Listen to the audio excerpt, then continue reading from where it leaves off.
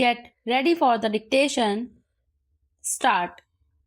Now, I would like to say that with this measure, we are now adopting to my mind. It will not be possible to have this system or any other system functioning effectively. The number of clauses that we have included are so restrictive and rigid that it will not be possible for any system to function in this country. If at all it is able to function, it will be able to function with a lot of difficulties. It will be said afterwards that the industrial sector, particularly the private sector, has not been able to deliver the goods. I would like to warn the government that if anything happens in the future in which industrial production or production in the private sector has not gone up, it would be not because of any lack of efforts on the part of the private sector, but because of the measure that we are now adopting. I have mentioned several times how this particular bill is very restrictive and how it will hamper the normal growth of companies in this country. It is a pity that when we are on the threshold of the second 5-year plan, such a measure should be passed in this house. I would now like to make a few observations about the speeches of some of the honorable members here. Shri Ashok Mehta justifies the restrictions on managing agents by saying that managing agents are no longer the main source of finance. He also argues that profits have been high and will continue to remain high, and therefore he would like to see the managing agents being paid on a sliding scale.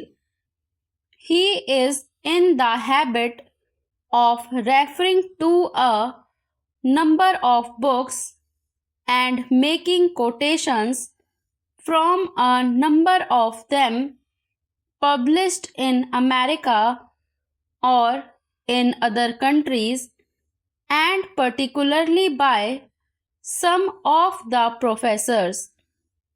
I would also like to mention to him that even when companies are floated, it requires a certain amount of confidence amongst the investing public, and it is because a particular firm is managing a particular company that this confidence is created in the investing public. Even there, as the Honorable Finance Minister has said, there is a sort of overall tight control. New banks and insurance companies are not floated nowadays. What you have are the few banks which are existing and the few insurance companies that are existing.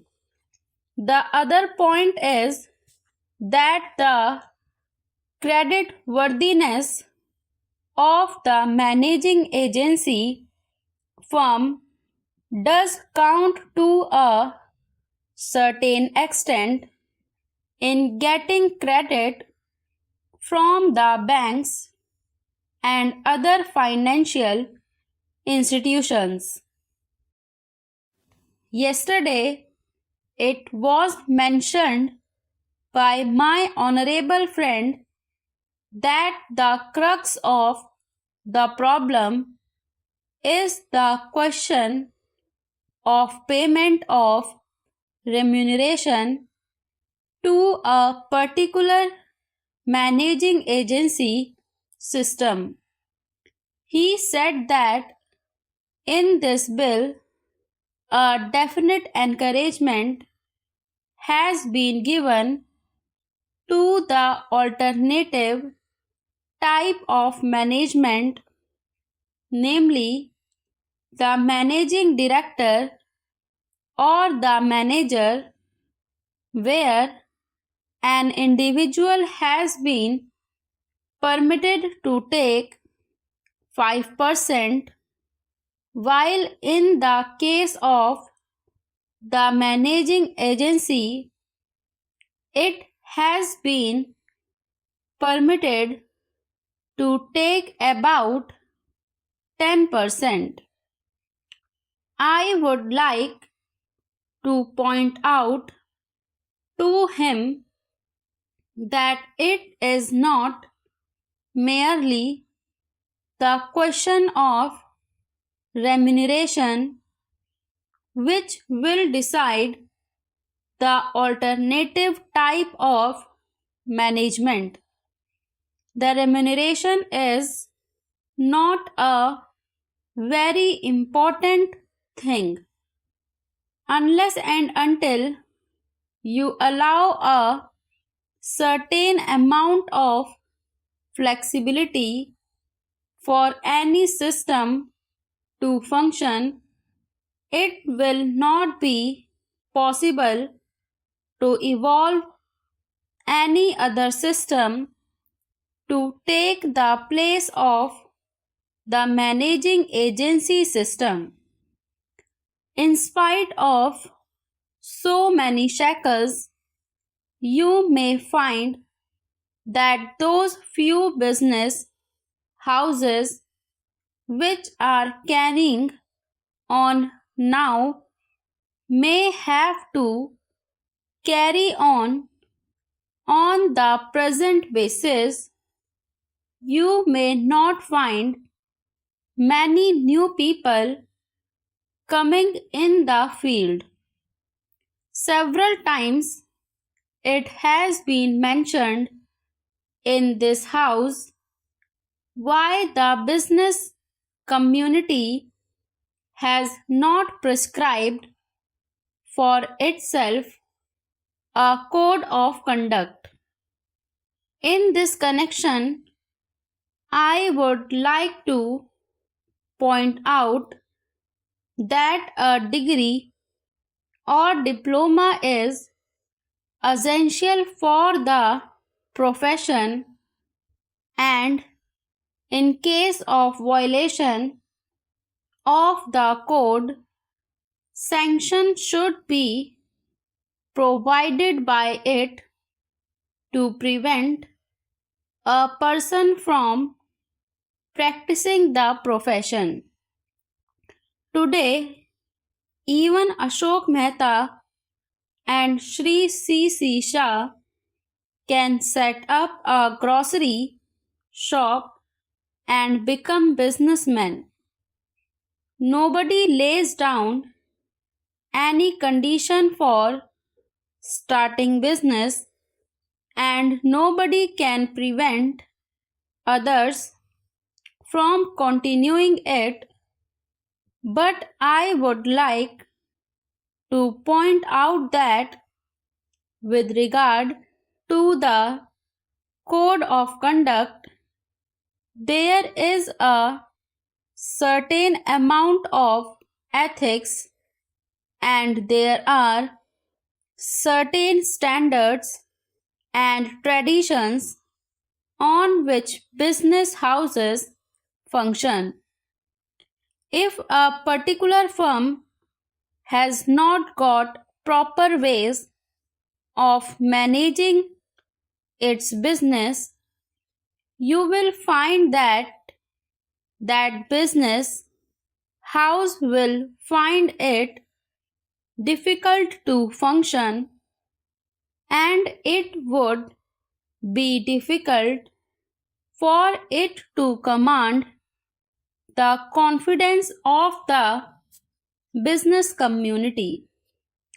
It would not be possible for it to function as effectively as a firm which has proper ways of managing its business.